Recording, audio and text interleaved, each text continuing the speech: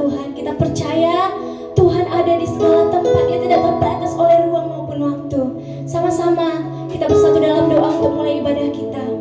Bapa yang baik dalam surga, kami bersyukur buat pemeliharaan Tuhan, buat kebaikan Tuhan, buat pertolongan Tuhan yang terus mengalir di dalam hidup kami. Bapa, kami bersyukur Tuhan pada hari ini kami boleh datang beribadah kepadamu. Kami percaya Tuhan Engkau melawat pribadi lepas pribadi. Kami percaya ada kuasa, ada hadirat Tuhan yang Tuhan curahkan dimanapun kami berada saat ini. Tuhan, terimalah pujian kami sebagai dupa yang harum di hadapan Tuhan untuk menyenangkan hati-Mu. Terima kasih Tuhan, kami memuji memuliakan nama Tuhan. Haleluya, amin.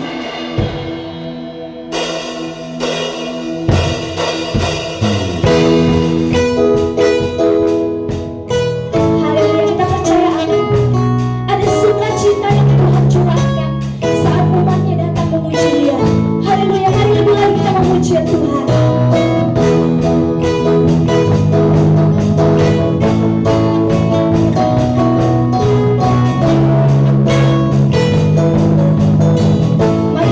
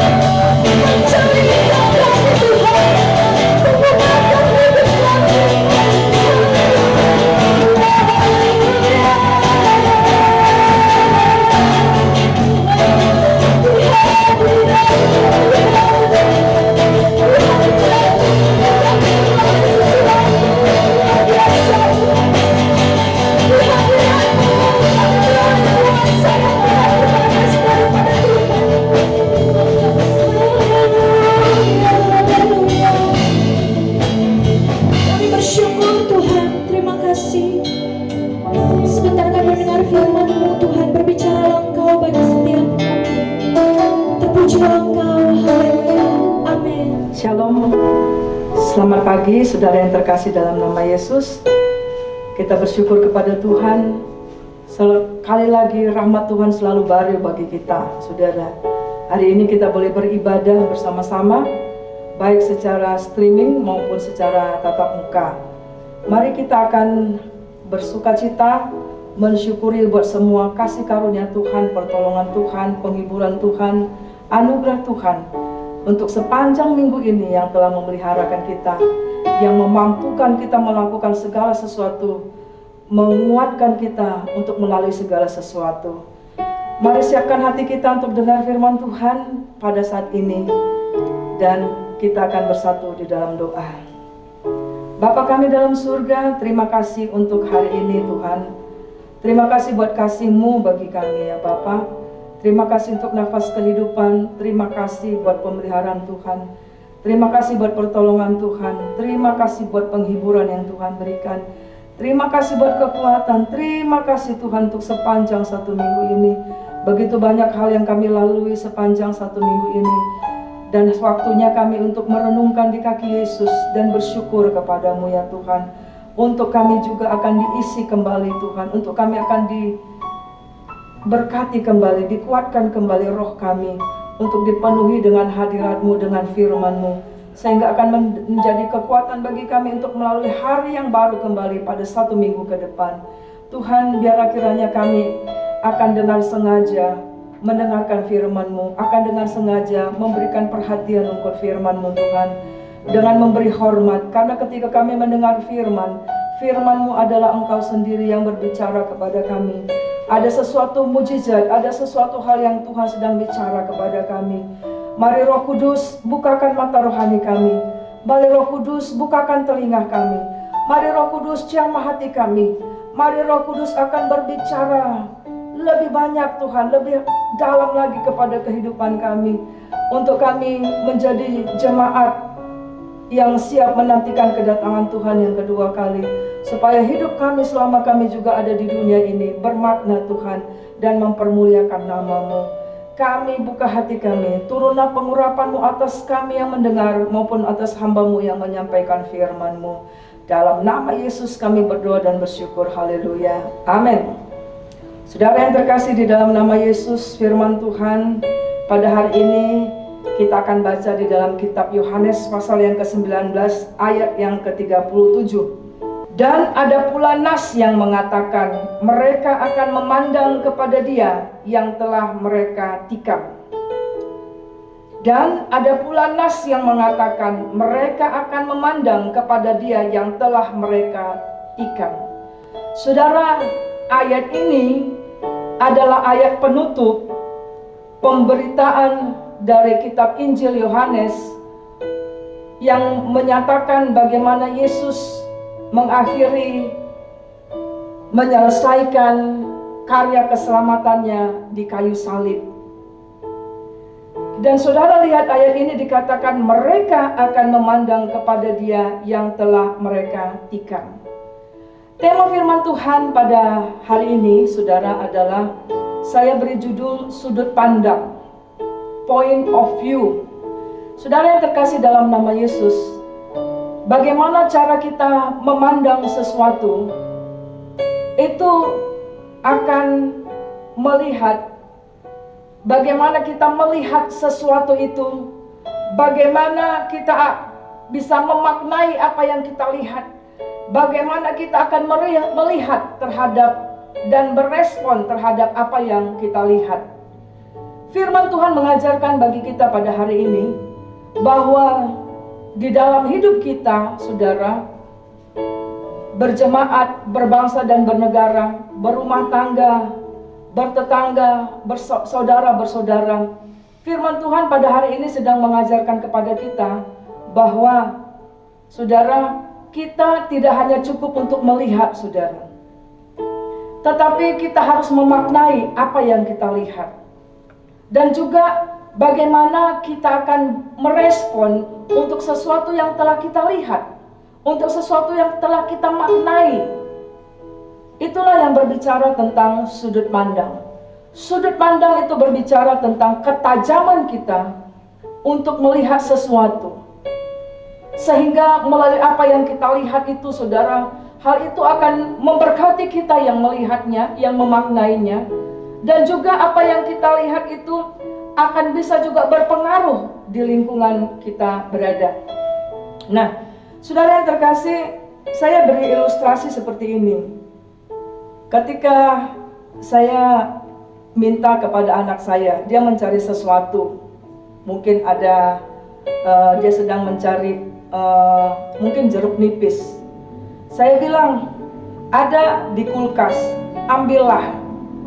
Nah, saya sudah menyampaikan bahwa jeruk nipis itu ada di kulkas. Tempatnya jelas di kulkas. Tetapi ketika dia buka pintu, dia melihat seisi kulkas itu. Tapi dia tidak menemukan, saudara. Dia tidak menemukan jeruk nipis itu. Padahal saya sudah sampaikan ada di kulkas. Nah, kadang-kala kita juga seperti itu, saudara. Ada firman Tuhan yang ada di tangan kita, bahkan dalam bentuk gadget sekarang, saudara. Dan Tuhan sudah menyediakan semua segala sesuatu.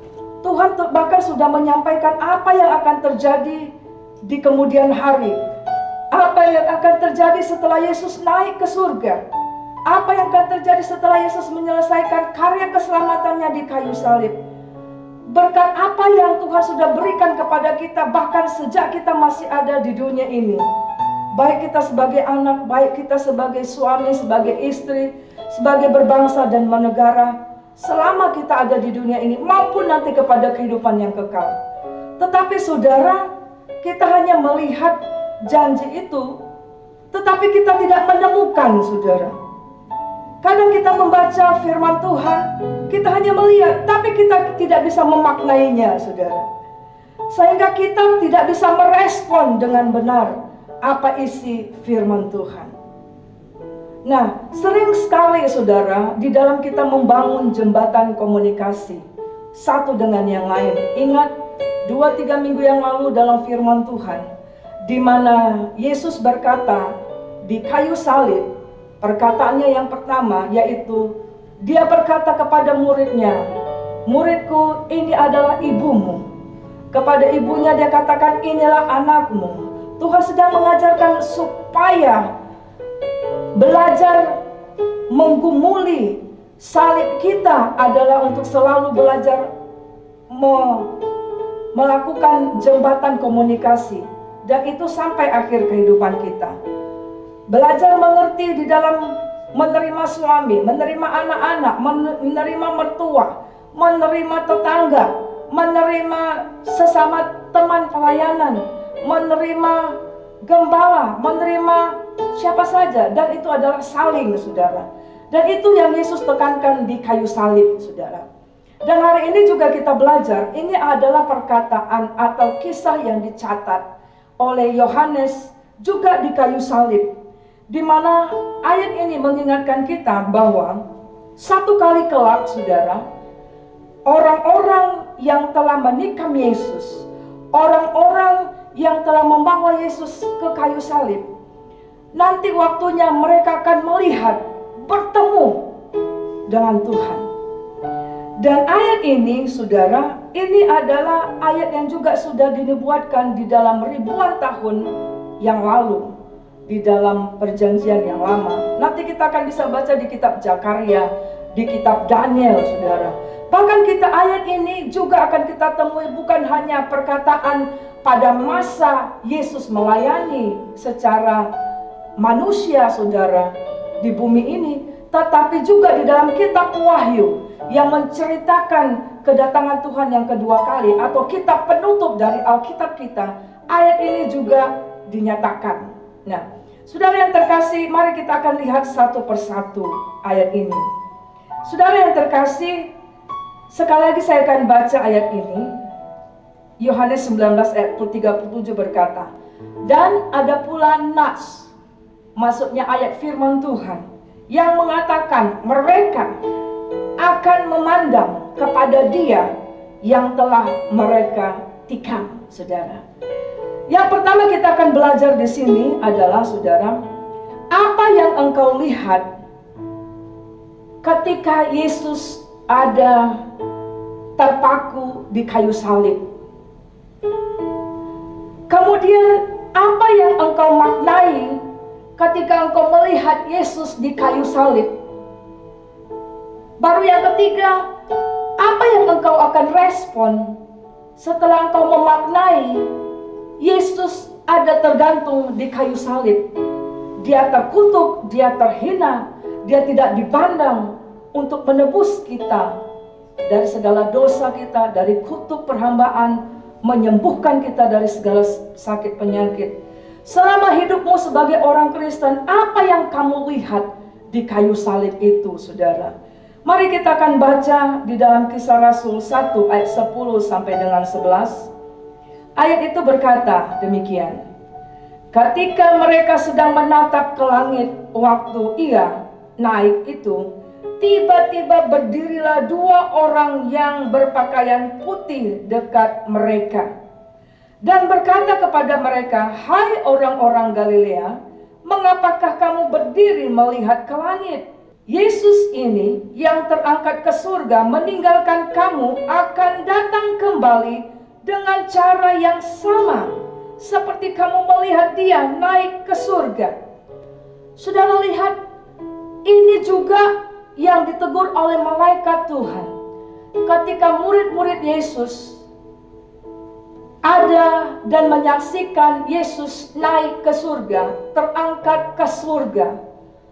Mereka termangu-mangu, saudara. Mereka melihat, "Yo, kok Yesus bisa naik?" Kira-kira seperti itu ya. Mereka sepertinya takjub, sepertinya bengong. Kenapa ya bisa naik begitu? Dan mereka berlama-lama, mungkin ada kagum, mungkin ada rasa takut, mungkin ada galau, mungkin akhirnya menyadari, guru yang kami berada bersama-sama, yang selalu melayani bersama-sama, yang kami boleh melihat mujizatnya, sekarang tidak ada bersama-sama dengan kami. Sehingga campur aduk perasaannya, saudara. Nah, sehingga dalam kondisi seperti itu, saudara, dalam Kisah Rasul 1 ayat yang ke-10, saudara, kita melihat mereka tidak menyadari pada waktu mereka memandang ada malaikat Tuhan di sekitar mereka. Dikatakan ayat itu dekat dengan mereka. Mereka melihat ke surga, Yesus naik, tapi tidak melihat, merasakan ada hadirat Allah beserta dengan mereka. Sehingga saudara, kita lihat ayat yang ke-11, saudara. Malaikat Tuhan membangunkan mereka dari pikiran mereka, dari perasaan mereka yang mungkin mereka bingung, yang mungkin mereka galau, yang mungkin mereka terhenyak, mungkin mereka seperti mungkin tidak menyangka, mungkin mereka tidak mengerti, mungkin mereka terdiam. Karena seumur manusia, saudara, selama ada manusia di muka bumi ini, saudara, tidak ada yang pernah mati, bangkit, kemudian naik ke surga, kecuali Yesus. Nah, saudara lihat, Yesus naik ke surga untuk menunjukkan bahwa memang dialah yang mempunyai surga. Memang dia berasal dari surga. Dialah Allah yang menjelma menjadi manusia, untuk kita bisa mengerti, bisa memahami, bisa tahu siapa Allah itu, apa yang Allah bisa lakukan dalam kehidupan kita. Dan mereka begitu seperti, ya kok bisa begitu ya. Nah, tetapi saudara akan lihat di situ, mereka melihat dan mereka sepertinya terdiam, tidak berbuat apa-apa, saudara.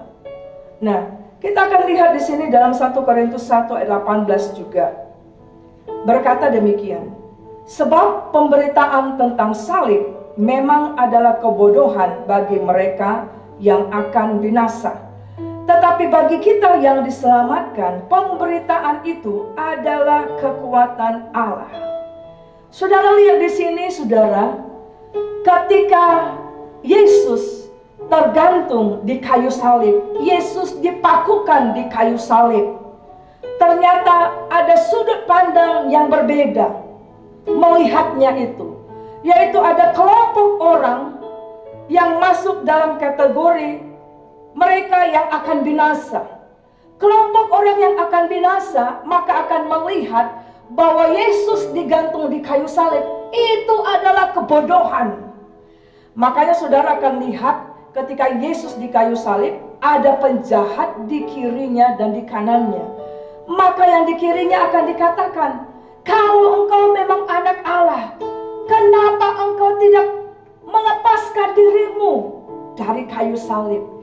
Dia menganggap engkau bodoh, padahal engkau menyebut engkau Tuhan. Dia tidak mengerti, saudara. Tidak mengerti kenapa Yesus tergantung di kayu salib. Tetapi kita lihat penjahat yang ada di sisi kanan Yesus, saudara. Dia akan menyatakan dan menegur penjahat yang sebelah kiri Yesus. Dia katakan, kita ada di kayu salib ini karena kita memang pantas menanggung segala derita karena kejahatan kita. Tapi dia adalah Allah. Dia ada di situ bukan karena kesalahannya, bukan karena dosanya, tetapi karena dosa seluruh umat manusia. Untuk memulihkan kembali hubungan yang telah putus dengan Allah karena dosa. Untuk kita bisa dipindahkan dari kehidupan yang gelap kepada kehidupan yang terang.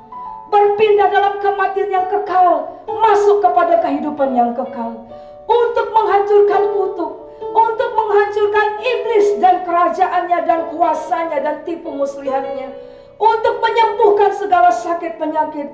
Untuk kita walaupun ada pergumulan dan persoalan, tetapi kita akan bisa berkemenangan. Kita akan bisa melaluinya. Karena semua itu Tuhan sudah katakan sudah selesai di kayu salib. Bahkan Mazmur Daud katakan, Tuhan yang menyelesaikan bagiku. Nah, saudara lihat bagaimana pandanganmu, saudara, tentang korban Yesus di kayu salib. Apakah engkau melihat karya Yesus di kayu salib? Engkau masuk dalam kelompok yang bodoh, atau engkau masuk dalam kelompok yang bijaksana, saudara? Itu akan menjadi pertanyaan bagi kita, saudaraku. Saudara yang terkasih di dalam nama Yesus, ada satu ilustrasi begini. Satu kali ada guru sekolah minggu membagikan kertas kepada murid-murid sekolah minggu. Dan guru sekolah minggu bilang, ayo anak-anak, sekarang kamu boleh menggambar sesuatu, bagaimana konsepmu tentang Allah. Kemudian anak-anak yang lain sibuk menggambar bagaimana Allah menciptakan tumbuh-tumbuhan, hewan dan sebagainya. Tetapi saudara, ada seorang anak, saudara, dia menggambar di kertas putih itu hanya satu titik, saudara. Satu titik bulat hitam, saudara. Kemudian gurunya bertanya begini, nakku, apa yang sedang kamu gambar? Kok nggak ada ibu lihat? Kok kakak nggak ngelihat sesuatu? Kamu hanya membuat satu titik hitam. Apa yang sedang kamu pandang? Nah, guru sekolah minggunya melihat bahwa itu hanya satu titik hitam yang tidak punya makna sama sekali. Tetapi anak itu berkata, saudara, bahwa titik hitam itu yang kecil itu menggambarkan dosa yang walaupun kecil itu bisa mengotori kehidupannya yang murni di hadapan Tuhan. Bisa mengotori kertas yang begitu putih. Dia sedang mengatakan kepada kakak sekolah minggunya bahwa Yesuslah yang menebus aku. Bahwa setitik dosa itu akan bisa menghitamkan kertas itu. Bisa akan menggagalkan masa depanku. Dan hanya di dalam nama Yesus bisa menyelesaikan hal itu. Lihat saudara, pandangan yang berbeda dari anak kecil itu dengan guru sekolah minggu. Saudara, mari renungkan, sudah berapa lama engkau di dalam Tuhan? Engkau mengatakan pengikut Yesus. Apakah engkau selalu mengerti? Apakah engkau selalu memandang kepada salib Yesus? Tahukah engkau ada kuasa di kayu salib itu? Nah, kita akan lihat yang kedua, saudara. Apa yang kamu lihat itu akan berpengaruh dengan bagaimana kamu akan memaknai apa yang kamu lihat, saudara. Ya. Nah, yang kedua ini, mari kita akan baca di dalam kitab Yohanes pasal 19 ayat 37 tadi. Ayat itu berkata bahwa mereka akan memandang kepada Dia yang telah mereka tikam. Orang-orang yang membawa Yesus untuk tersalib di kayu salib hanya melihat Yesus sudah selesai di kayu salib. Yes, kami menang, Yesus tersalib.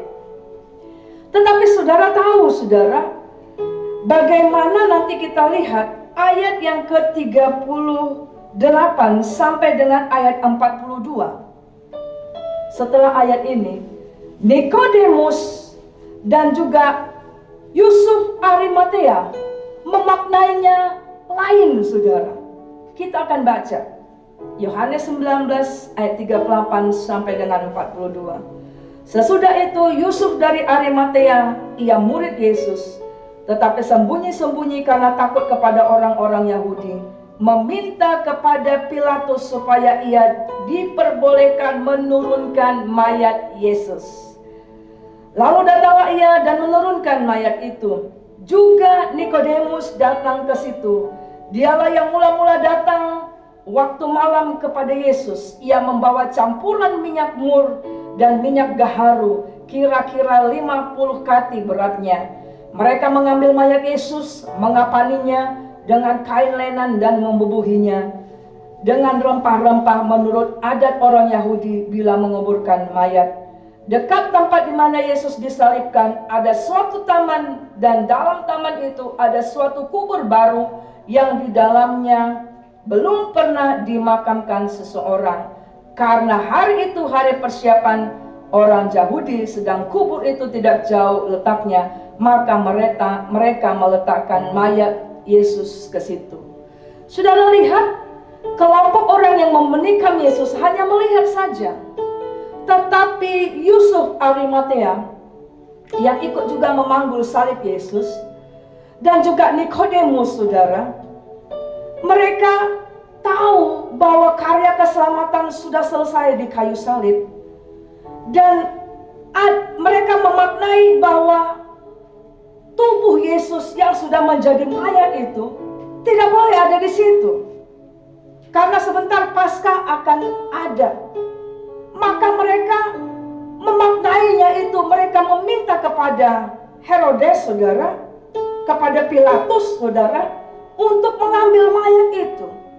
Mereka memaknainya, menghargai karya Yesus di kayu salib, dan mereka mengambil, meminyakmurkannya, ya saudara, memberikan campuran minyak mur, minyak gaharu yang terbaik, dan Yesus dimakamkan dengan baik.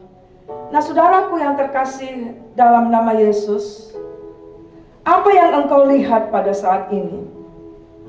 Mungkin engkau sedang melihat ada sesuatu yang salah, ada perilaku yang berbeda dari suamimu, dari istrimu, dari anakmu, dari tetanggamu, atau ada sesuatu yang tidak lazim yang sedang terjadi di dalam berbangsa dan bernegara ini. Ada sesuatu wabah yang sekarang kita lihat. Semua orang tahu, yes, semua orang tahu, semua orang melihat, iya, semua orang melihat.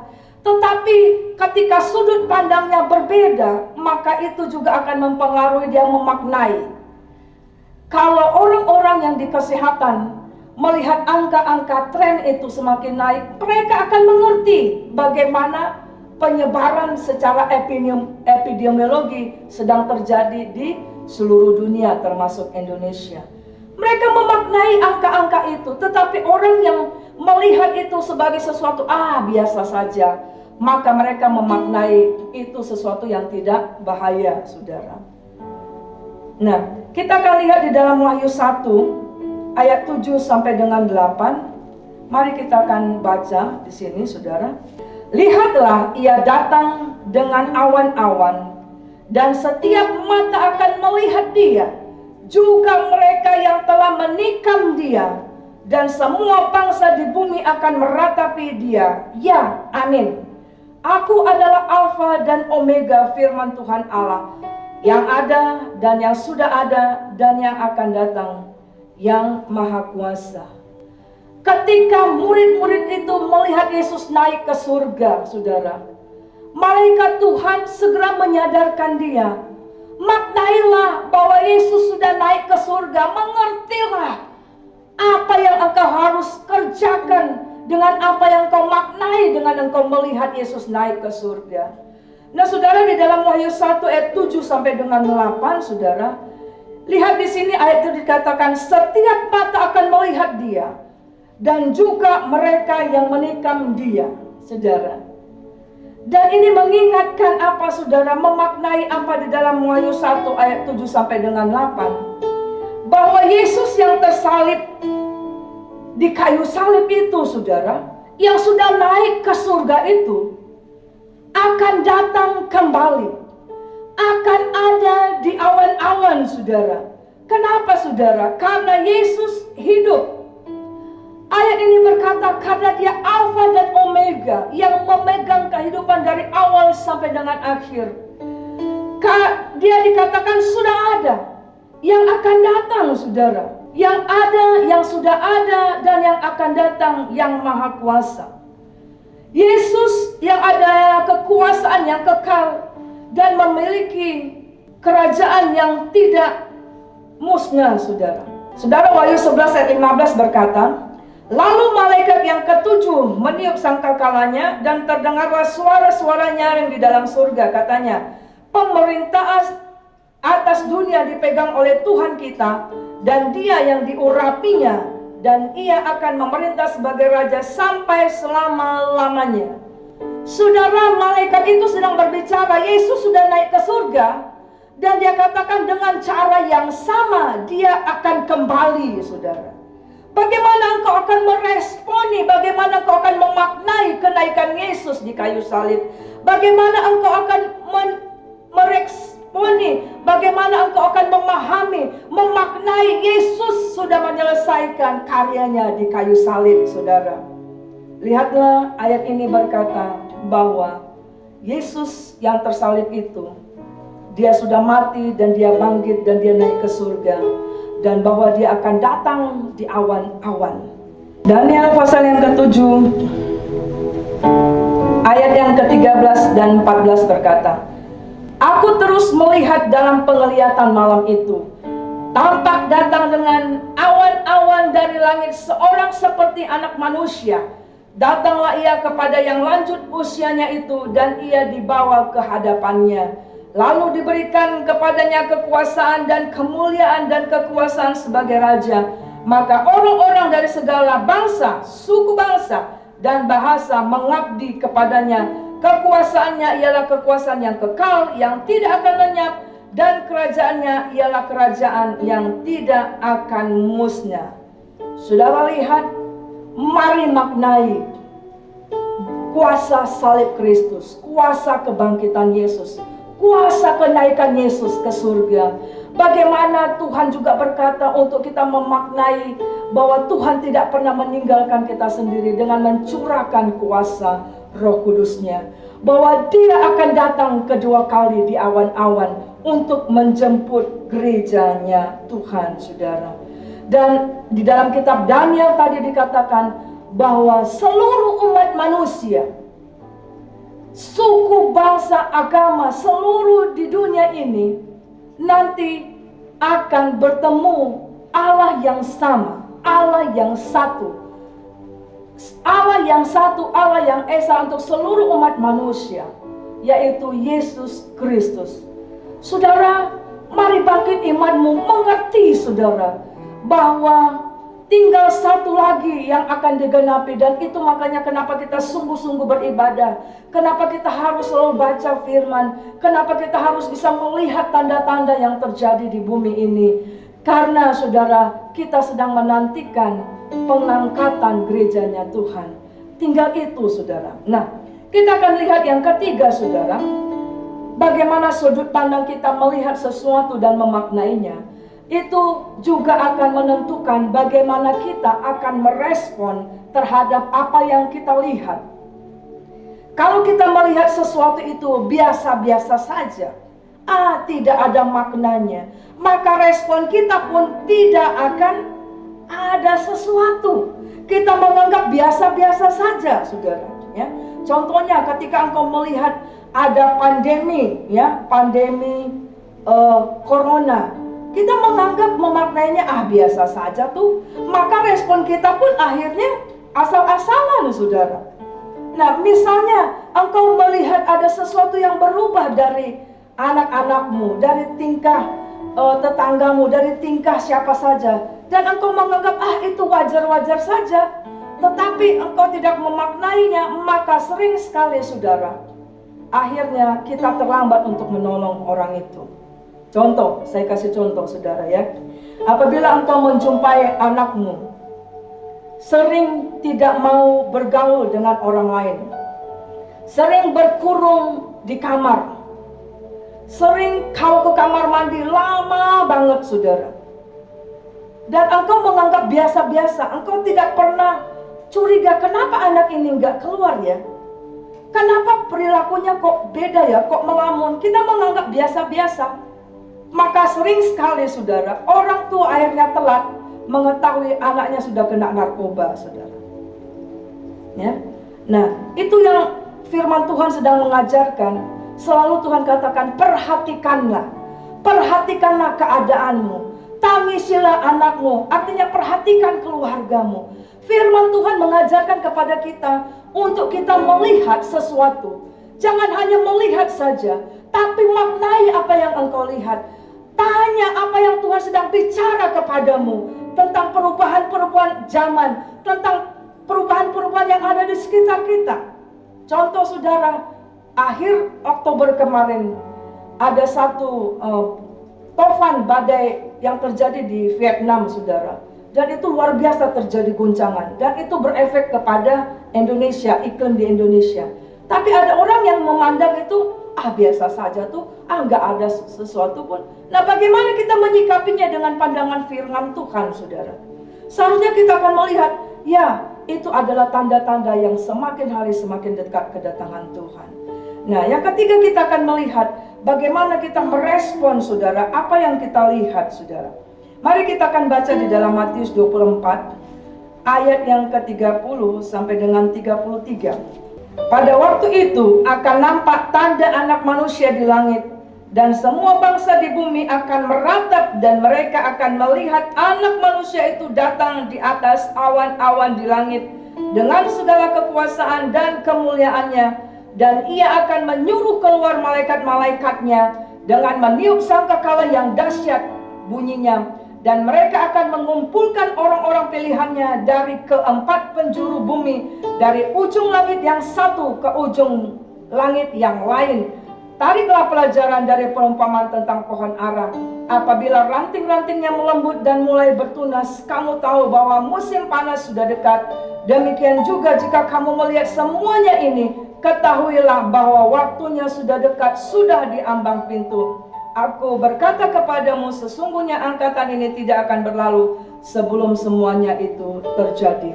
Saudara yang terkasih di dalam nama Yesus, kalau kita melihat, saudara, ayat ini, maka saudara kita akan mengerti bahwa Tuhan sedang mengatakan kepada kita, karya keselamatan di kayu salib sudah selesai. Aku telah memberikan nyawaku di kayu salib. Aku telah menyelesaikan segala perkara sehingga hidupmu bisa dipulihkan, hubunganmu dengan Tuhan dipulihkan, dan engkau bisa berkemenangan dalam hidupmu. Dan bahwa aku sudah naik ke surga. Aku berdoa buat kamu. Aku mencurahkan Roh Kudusku kepadamu. Sekarang Tuhan sedang melihat bagaimana responmu terhadap semua yang telah Tuhan lakukan. Tuhan sedang mengajarkan kepada kita untuk kita sadar bahwa yang sedang terjadi adalah umat Tuhan harus sadar, harus tahu, melihat tanda-tanda yang terjadi di sekeliling kita yang sedang kita alami, menunjukkan bahwa waktu kedatangan Tuhan di awan-awan untuk menjemput gerejanya sudah di ambang pintu, saudara. Sudah dekat, lebih dekat dari waktu-waktu sebelumnya.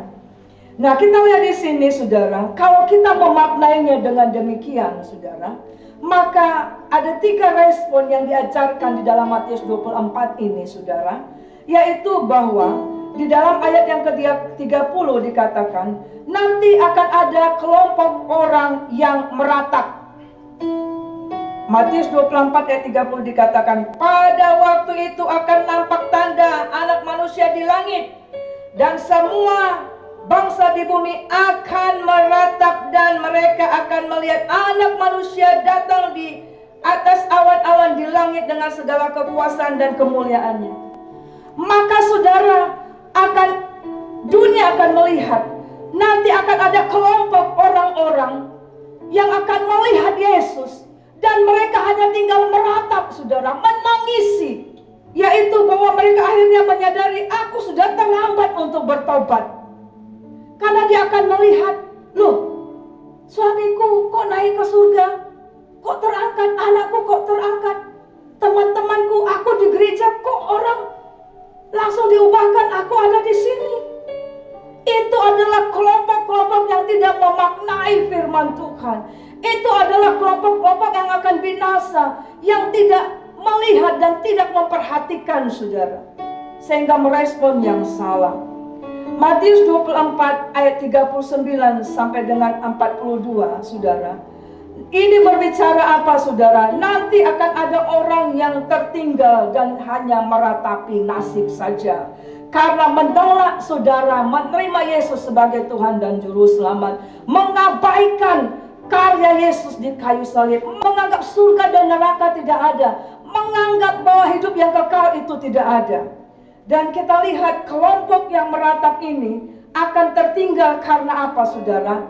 Yaitu karena firman Tuhan tentang pemberitaan tentang salib itu tidak berguna baginya. Firman Allah yang dia baca, yang dia dengar, tidak bertumbuh dalam hidupnya. Bahkan imannya juga tidak bertumbuh, saudara. Kita akan baca dalam kitab Ibrani 4 ayat 1 sampai dengan 2. Berkata demikian, sebab itu baiklah kita waspada, supaya jangan ada seorang di antara kamu yang dianggap ketinggalan. Orang yang ketinggalan, yang tertinggal itulah yang akan meratap, saudara. Sekalipun Injil janji akan masuk ke dalam perhentian yang masih berlaku. Karena kepada kita diberitakan juga kabar kesukaan sama seperti kepada mereka, tetapi firman pemberitaan itu tidak berguna bagi mereka, karena tidak bertumbuh bersama-sama oleh iman dengan mereka yang mendengarnya. Saudara, jangan masuk ke dalam kelompok ini. Kelompok ini adalah kelompok yang tertinggal dan hanya meratap saja melihat Yesus datang di awan-awan, melihat sekelilingnya yang terangkat bersama-sama dengan Yesus di awan-awan, tetapi dia tertinggal. Karena apa, saudara? Di dalam Ibrani 4 ayat 1 sampai dengan 2. Karena orang itu ketika mendengar firman Allah, firman itu tidak mengubah hidupnya, saudara. Firman itu dianggap sepi, saudara. Firman itu dianggap tidak bermakna dalam hidupnya. Padahal firman Allah itu adalah berguna untuk apa, saudara? Untuk menyatakan kesalahan. Ketika firman Allah menegur kita, maka kita akan bertobat. Ketika firman Allah mendidik kita, ada sesuatu yang harus dibaharui, maka kita akan dari hari ke hari akan diubahkan. Ketika firman Allah itu menuntut kita dalam kebenaran, maka kita akan melaluinya. Tapi kelompok yang meratap adalah kelompok yang menganggap sepi, yang tidak menganggap pentingnya firman Allah, yang tidak melakukan firman Allah, yang tidak suka berdoa, yang menganggap sepi kehidupan doa, menganggap sepi kehidupan baca firman, menganggap sepi pentingnya beribadah. Saudaraku yang terkasih, saya berharap tidak ada seorang pun yang masuk dalam kelompok ini, saudara. Karena setelah engkau akan melihat gereja Tuhan diangkat, maka masuklah di dalam zaman antikris, saudara, di mana itu sangat sukar sekali. Orang ingin mati tapi tidak bisa mati. Kejahatan, siksaan yang jauh lebih dari yang kita sedang lihat sekarang. Dan kita tidak akan mampu melaksanakan karena Roh Kudus juga sudah terangkat, saudara, bersama dengan gerejanya. Yang kedua, respon yang kedua adalah kita lihat akan ada yang melihat proses pengangkatan itu, saudara. Di dalam Matius 24 ayat 31, mari kita akan baca ayat ini kembali. Dan ia akan menyuruh keluar malaikat-malaikatnya dengan meniup sangkakala yang dahsyat bunyinya, dan mereka akan mengumpulkan orang-orang pilihannya dari keempat penjuru bumi, dari ujung langit yang satu ke ujung langit yang lain. Dalam Kisah Rasul 1 tadi juga dikatakan, saudara, Yesus yang naik ke surga yang engkau lihat itu akan datang dengan cara yang sama, saudara, ya. Jadi nanti akan ada kelompok orang-orang yang akan melihat proses pengangkatan itu, saudara. Dan itu dikatakan bisa disaksikan oleh seluruh umat yang ada di dunia ini. 1 Korintus 15 ayat 51 sampai dengan 53. Kita akan baca firman Tuhan. Sesungguhnya aku menyatakan kepadamu suatu rahasia. Kita tidak akan mati semuanya, tetapi kita semuanya akan diubah dalam sekejap mata pada waktu bunyi nafiri yang terakhir. Sebab nafiri akan berbunyi dan orang-orang mati akan dibangkitkan dalam keadaan yang tidak dapat binasa, dan kita semua akan diubah. Karena yang dapat binasa ini harus mengenakan yang tidak dapat binasa, dan yang dapat mati ini harus mengenakan yang tidak dapat mati, saudara. Ya. Saudara lihat di sini, kenapa saudara tidak terangkat? Karena tidak bertobat. Kenapa tidak bertobat? Dia masih menikmati hidup di dalam kedagingan, fokus dalam kedagingan. Ayat firman Tuhan berkata, kalau engkau hidup dalam kedagingan, engkau tidak mungkin dipimpin oleh roh, saudara. Karena keinginan roh itu berbeda, bertentangan dengan keinginan daging, saudara. Kalau dagingmu ingin gosip, hidup dalam dosa, maka Roh Kudus nggak mungkin mimpin, karena tuannya beda, saudara. Jadi jangan sampai kita masuk dalam respon yang kedua, yaitu akan ada kelompok yang hanya melihat proses pengangkatan itu, saudara. Melihat, saudara. Kalau yang pertama meratap, tapi dia melihat, saudara. Seharusnya kita akan masuk dalam kelompok yang terangkat bersama seisi keluarga kita. Yang ketiga adalah, saudara, kalau kita tahu bahwa nas itu berkata, mereka akan memandang kepada dia yang tertikam. Berbicara bahwa nanti Yesus yang tertikam itu, dia tidak mati, dia yang akan datang bagi seluruh umat manusia. Allah yang satu untuk seluruh umat manusia akan menghakimi seluruh umat manusia. Maka yang ketiga, respon terhadap yang dilihat adalah akan ada orang yang sadar bahwa waktunya sudah lebih dekat dan sudah di ambang pintu, saudara. Kalau kita memaknai dan mengerti firman Allah ini, pada saat kapan? Ketika kita selalu punya komunikasi dengan Tuhan, selalu terkonek dengan Tuhan, menjaga kekudusan, setia di dalam jam doa, setia di dalam baca firman Tuhan dan ibadah, setia dengan sengaja saudara memfokuskan hidup kita di dalam pimpinan daripada Roh Kudus, maka kita akan sadar, kita akan bisa memaknai apa yang kita lihat sekarang ini, kesusahan yang terjadi, bencana yang terjadi, yang luar biasa, gunung yang mulai meletus sekarang di mana-mana, saudara. Bencana-bencana yang semakin terjadi, hal-hal yang tidak pernah kita pikirkan terjadi, saudara. Itu maka kita akan masuk dalam kelompok ini, yaitu kita akan sadar bahwa waktu kedatangan Tuhan itu sudah lebih dekat dari sebelumnya. Ayat itu berkata di dalam Matius 24 ayat 32 sampai 33, sudah di ambang pintu. Di ambang pintu maksudnya apa? Kalau kita punya pintu rumah, maka ketika kita buka pintu, itu namanya sudah di ambang pintu. Artinya ketika kau buka pintu, langsung masuk, langsung terjadi. Artinya itu yang disebut sekejap. Kedatangan Tuhan itu sekejap. Nggak bisa kita tunda, saudara. Nah, saudaraku yang terkasih, kalau kita masuk di dalam hal itu, di dalam melihat dan menyikapi dan memaknainya, maka respon orang yang sadar itu, saudara, ada dua. Yaitu di dalam Matius 24 ayat 42, yaitu maka dia akan berjaga-jaga, saudaraku. Matius 24 ayat 42 berkata demikian, saudara. Karena itu berjaga-jagalah, sebab kamu tidak tahu pada hari mana Tuhanmu datang.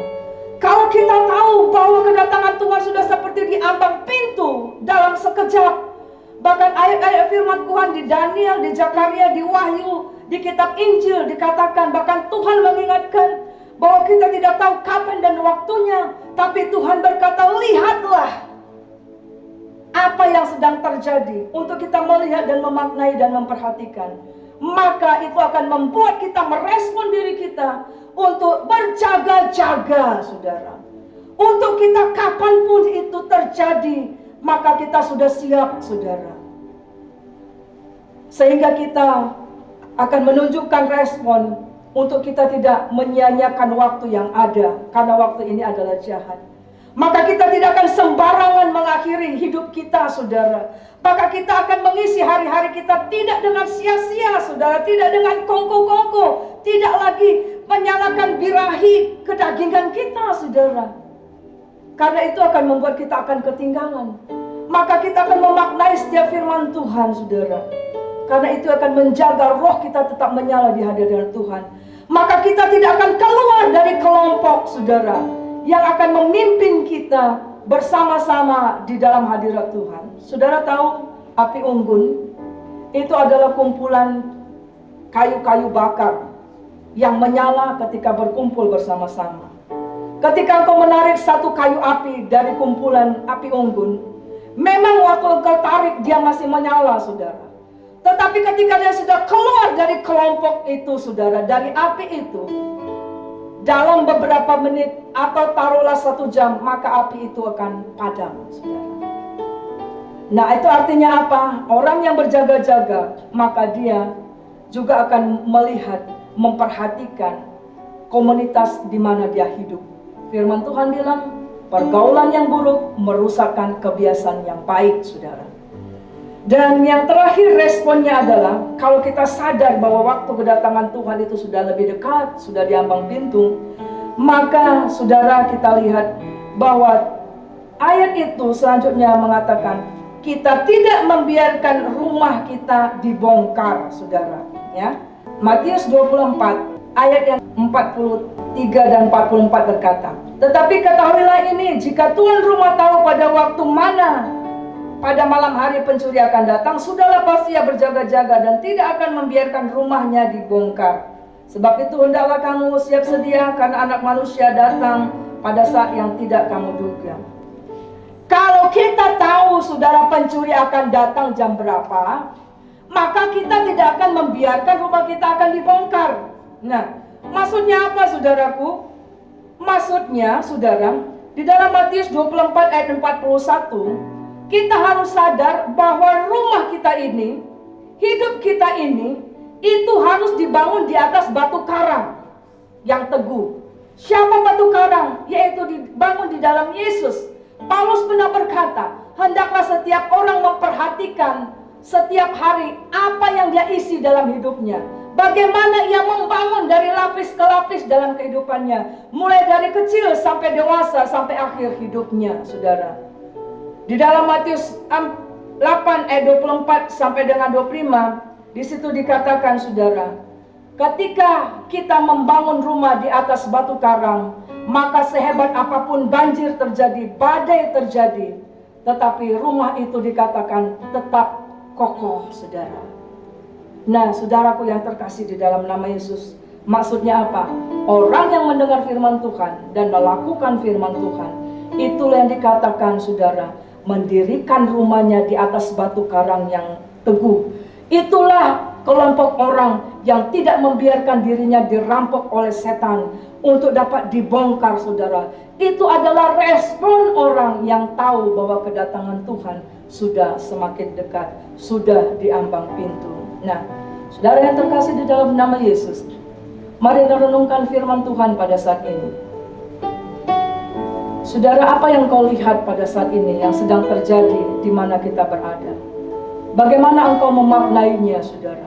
Itu akan menentukan bagaimana engkau merespon kedatangan Tuhan yang kedua kali.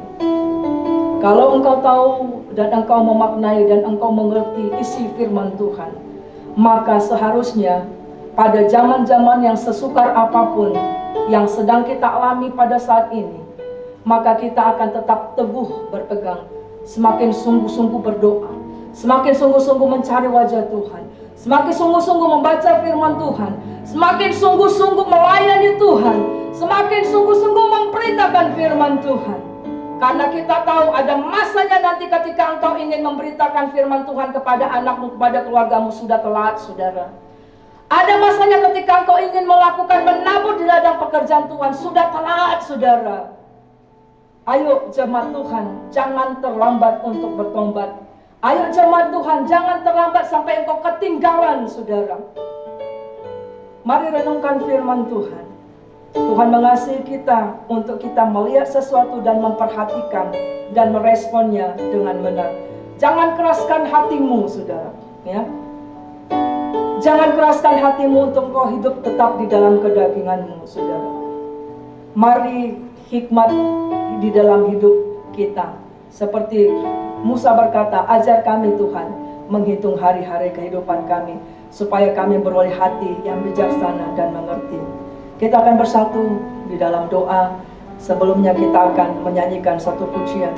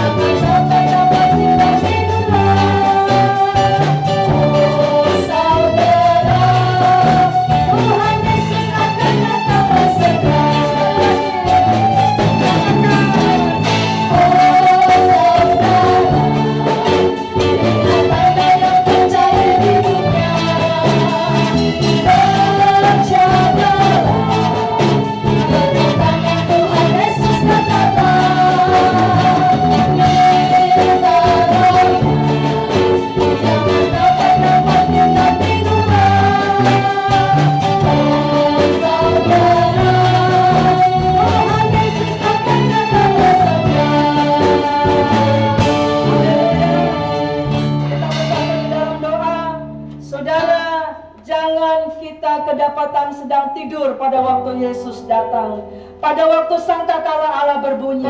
Bangunlah saudara, lihatlah tanda yang zaman yang sedang terjadi. Waktunya sudah sangat dekat. Kita bersatu di dalam doa. Bapa kami dalam surga, kami mengucap syukur untuk firman Allah yang mengingatkan kami Tuhan, bahwa sudah di ambang pintu kedatangan Tuhan yang kedua kali. Di awan-awan menjemput orang-orang pilihan-Mu. Kami berdoa di dalam nama Yesus, supaya mata rohani kami senantiasa tertuju kepada karya Yesus di kayu salib. Supaya mata rohani kami tidak memandang betapa besarnya persoalan pergumulan kami, tetapi mata rohani kami tetap memandang kepada kuasa salib Yesus, kematian dan kebangkitan dan kenaikan Yesus. Itu akan menguatkan kami, dan kami tidak akan gampang mudah putus asa atau kecewa atau meninggalkan Tuhan. Kami berdoa di dalam nama Yesus supaya setiap orang yang mendengar berita firman Allah pada hari ini, rohnya akan dibangkitkan, jiwanya akan dibangkitkan. Tuhan, apabila ada yang dalam pergumulan dan persoalan, kami berdoa di dalam nama Yesus untuk sadar, saudara Tuhan, untuk dapat dibaharui Tuhan, untuk tetap memandang kepada kuasa salib-Mu Tuhan.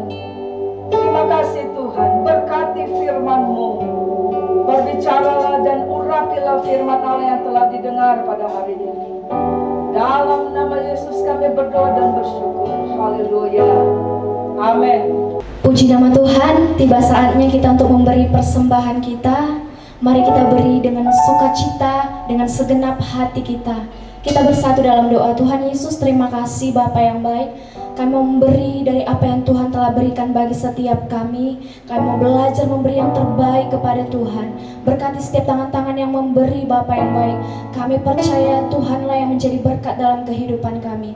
Terima kasih Tuhan, kami mau memberi dan kami mau memberi dengan sukacita. Haleluya, amin.